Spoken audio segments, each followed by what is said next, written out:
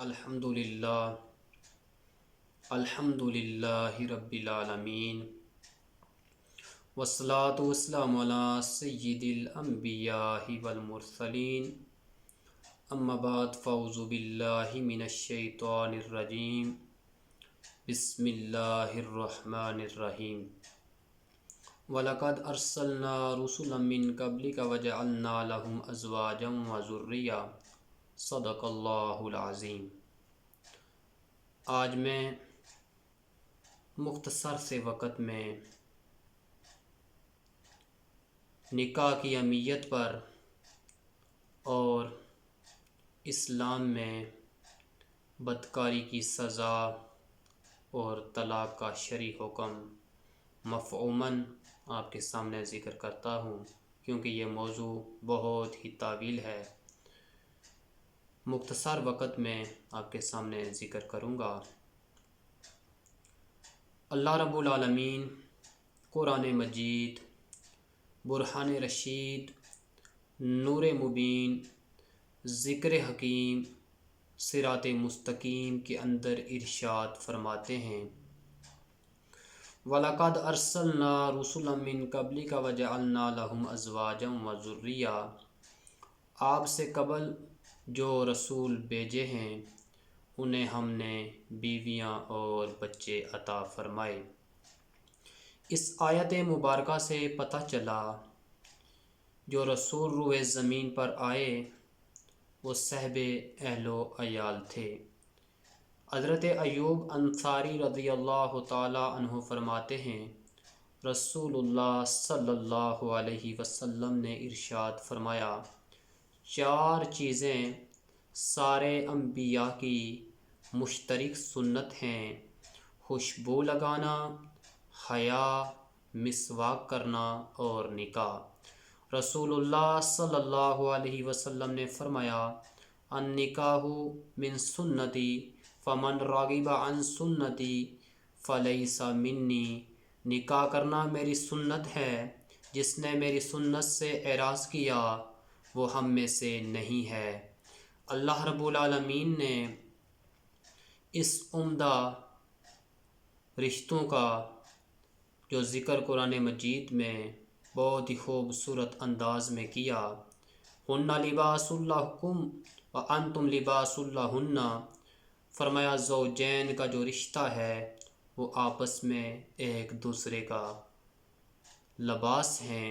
جس طرح جسم کے لیے لباس کا ہونا ضروری ہے، اسی طرح انسانیت میں سے مرد و عورت کے لیے زوجین کا رشتہ رکھنا ضروری ہے۔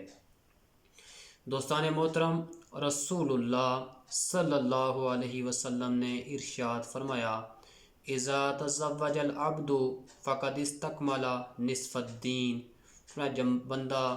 جب بندہ نکاح کرتا ہے اس کا آدھا دین مکمل ہو جاتا ہے۔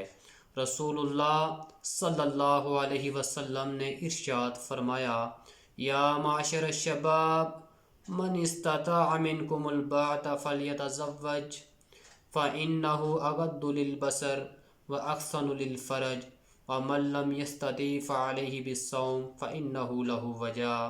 اے نوجوانو، تم میں سے جو شادی کی طاقت رکھتا ہے وہ شادی کرے، جو تم میں سے شادی کی طاقت نہیں رکھتا وہ روزے رکھے، اور یہ شادی کرنا تمہاری نگاہوں کو نیچے رکھتا ہے اور شرمگاہ کی حفاظت کرتا ہے۔ دوستان محترم، اس حدیث مبارکہ میں دو چیزوں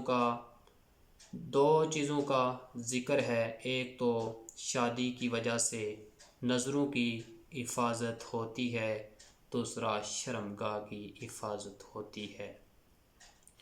دوستان محترم، اللہ کے نبی صلی اللہ علیہ وسلم نے فرمایا، جو بندہ مجھے 2 چیزوں کی ضمانت دے میں محمد اسے جنت کی ضمانت دیتا ہوں۔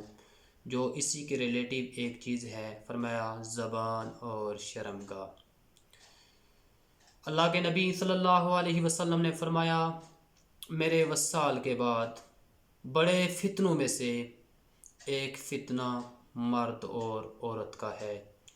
دوستان محترم، رسول اللہ صلی اللہ علیہ وسلم نے مردوں اور عورتوں کے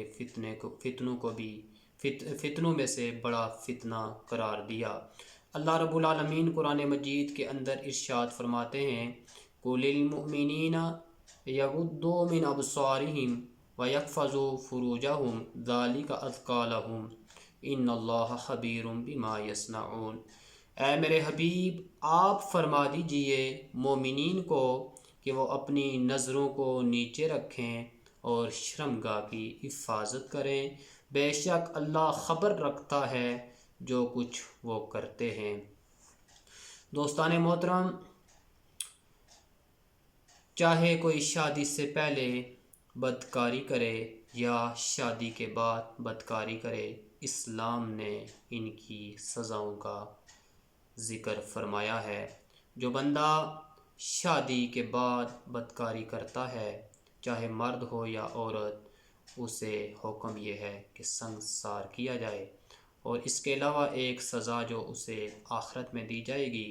رسول اللہ صلی اللہ علیہ وسلم معراج والی رات آسمان پر گئے، دیکھا کچھ لوگ ہیں جن کے پاس دو قسم کے کھانے پڑے ہیں، ایک خوشبودار کھانا، ایک بدبودار کھانا۔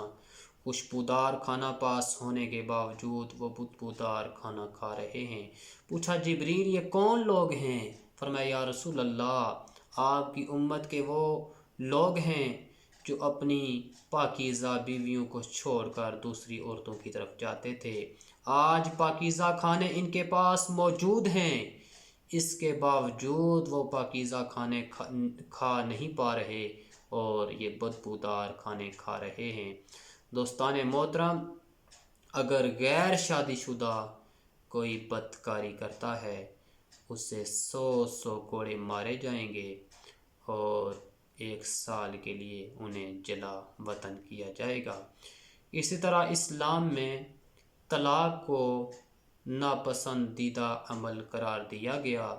اگر کسی صورت میں طلاق دینی ہی پڑ رہی ہے تو اسے حکم یہ ہے کہ وہ ایام مخصوصہ میں، اور اگر عورت کے پیٹ میں بچہ ہے اس دوران طلاق نہیں دے، اس کے علاوہ جب عورت پاک ہو اسے طلاق دے دے۔